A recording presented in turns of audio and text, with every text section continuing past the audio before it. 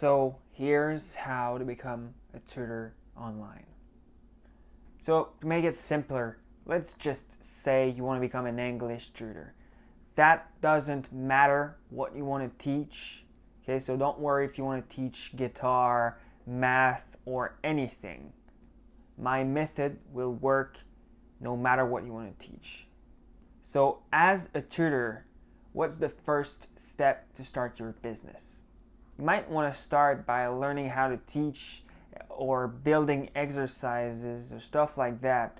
But none of that matter if you didn't take care of the first step. Knowing what you're gonna teach, how you're gonna teach it, and in which order you're gonna teach it, knowing what exercises you should give, knowing how to teach are all important stuff, but without this first step, you'll get nowhere on the internet. Step 1, find clients. We'll figure out the rest soon enough. I'm even going to tell you how to find the perfect framework to teach what you want to teach, no matter the level at which you want to teach it.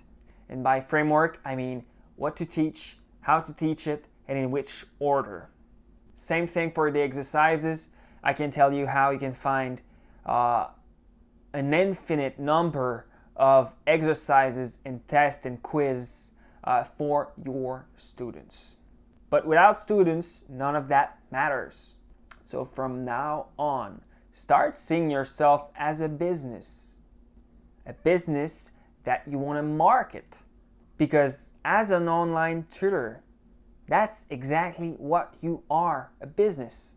So again, I'm pretending you want to be an English tutor, but don't worry, no matter what you want to teach, my method will work. So first, go on Google and do exactly as if you were looking for an English tutor. Pause, do it, and come back. So, you probably found many websites where you could hire English tutors, right? Good. That's on these websites that you want to have profiles. Once you've done that, you want to create professional social media accounts for your new business as a tutor. And then go on freelance website and create accounts and market your new business. Your profiles, social media accounts are selling pages. You are a business and you sell your services. So you want to have great profile pages that book you with as many students as possible. Pages that book you with as many clients as possible. So make sure it's great. And how are you going to do that? What I recommend is that you look at the most popular tutor profiles on every platform you create an account on. And I recommend you copy these profiles as much as possible. Don't feel bad about that. That's legit. You can do it and you want to do it. Why? Because maybe those tutors are great teachers and they are on the platforms since it's been created and blah blah blah, but the reality is their pages sells. Their profile pages sell. Maybe the one you would have made would have an amazing closing rate. And maybe if you are really knowledgeable or really lucky, you'd have the same result they do. But don't make your life any harder than it should be to have, maybe, if you are really lucky, the same result they have. Unless you're some kind of genius or you have some kind of experience doing it, well, don't. And just go copy their profile as much as possible. But watch out. Don't lie just to match what they say. It's your profile, so keep it real. If the person profile you're copying says that they have 3 kids, but you don't, Don't go say you have 3 kids. If you have a cat named Katy Perry, then maybe you could talk about your cat, but don't go say you have 3 kids if you don't. Then for the rest, be creative, keep learning about the platforms you're working on, keep learning about social media, about marketing, about copywriting. That's really how you're gonna make more money. Also, don't hesitate to pay for the platforms to put you forward. That's an investment you make on the long term, because generally the more review you have on your profile and the more you'll sell, the more your profile will be put forward without you having to pay for it. Now that you pretty much know how to get clients, how will you get the perfect framework, a tested framework, a proven framework that you can use to know what to teach, how to teach it, and in which order to teach it? How can you find all the exercises you really need? Well, think about it. What did your high school teachers do? How could they have a perfect framework? And where did they find their exercises? Do you remember? It's really simple. They followed a book that had a great reputation, but still just a book. And you know what? Those books, they often comes with an exercise book. Do you remember?